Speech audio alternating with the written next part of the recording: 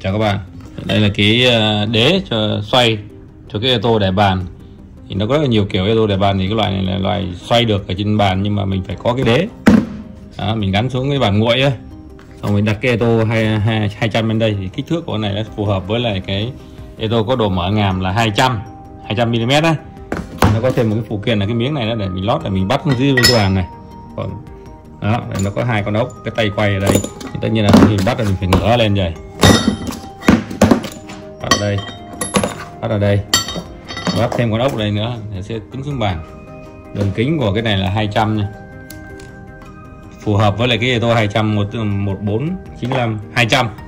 Độ mở của cái ngàm đó mình xoay được, gắn lên đây, bỏ lên trên đây là sẽ xoay.